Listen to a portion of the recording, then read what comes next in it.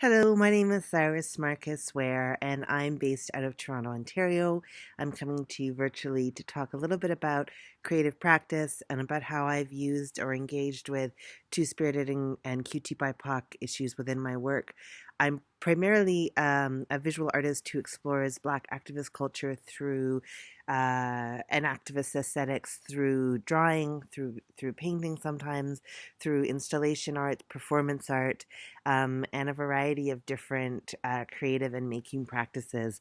My work it stretches across a wide variety of disciplines, but the thing I want to talk to you about today is a specific project that I've been working on for a couple of years called the Activist Portrait Series. And this is a project where I create very large scale portraits of Black and Indigenous activists across the north part of Turtle Island who are engaged in direct action or engaged in maybe you could consider them small A activism, as getting involved in their local community or doing things that aren't necessarily front lines, as a way of interrupting a variety of things, interrupting the sort of historic um, white supremacy that is embedded within the art world and within the medium of portraiture, where portraiture is usually reserved through classism and racism and sexism for rich white men. That's who gets their portraits painted most of the time. University presidents,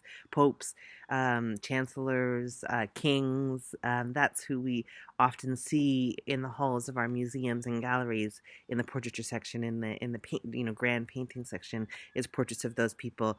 And so I wanted to interrupt that in an intentional way by instead recentering QT BIPOC organizers.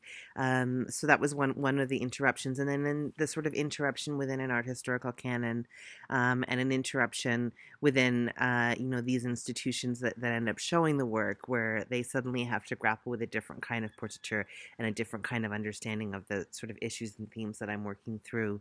The work is fundamentally a work of love.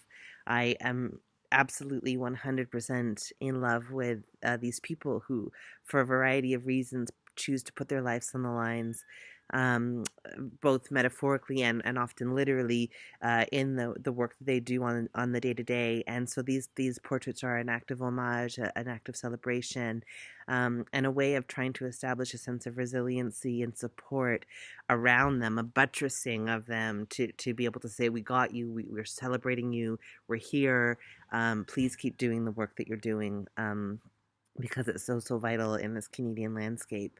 Um, I think that this you've seen some of the images of the work that I do. This project has been, for me, a very pleasurable one, because I get to stare lovingly in the eyes of all of these people and ask them questions about the kinds of movement building that they do. I asked them questions about time travel, if they could go to any time and place in human history and get involved in social movement building. What would they get? What movement would they get involved in? When and why? How would they get involved? And then I asked them about their experiences of falling in love. So, it's become a curiosity of mine just to find out what people say to the answers to those questions. But also, of course, every time they answer those questions, their faces change, and I take lots of photos. And record their audio and then listen to the audio while I'm drawing them. So I get to sort of see their body and their face and their expression in a variety of different emotive states, which has been really lovely.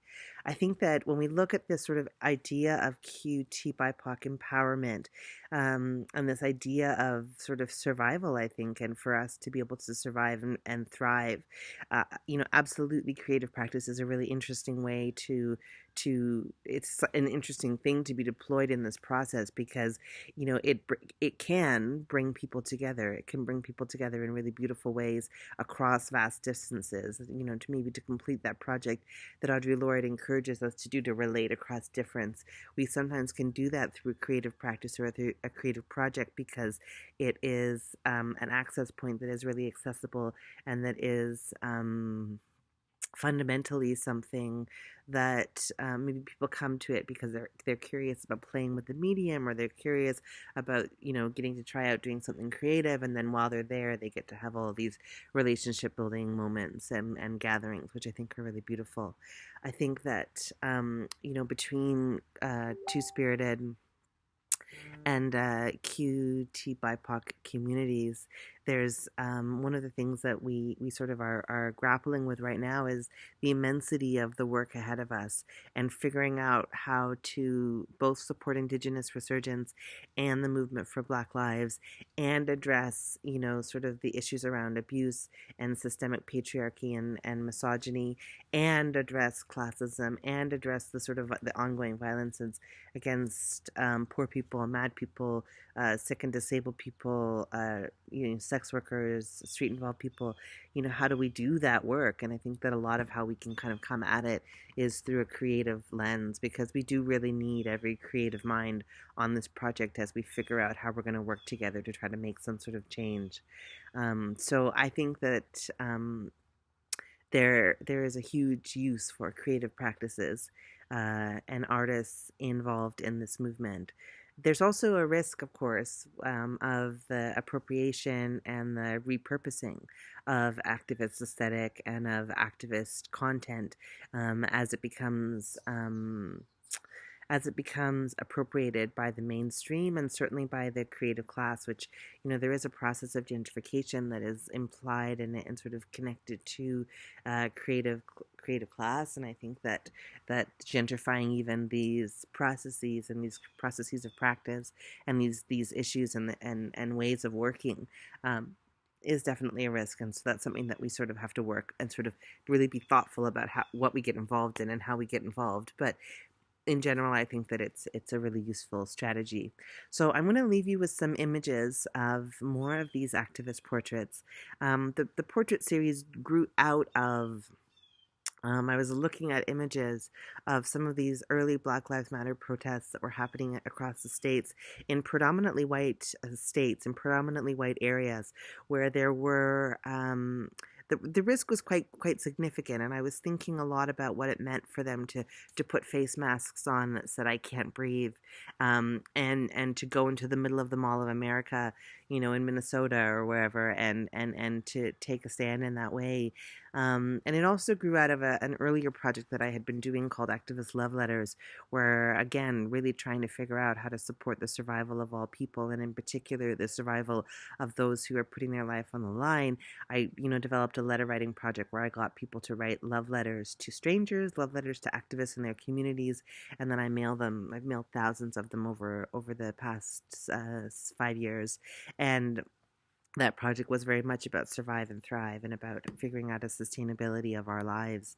And, out of that kind of grew a desire to get to know some of these activists a bit better, and to get other people interested in knowing these other activists a bit better, as a way of getting them involved in the movement, but also in supporting the lives of these people. So thank you so much for the chance to share my remarks with you today, and I look forward to the discussion. Many thanks.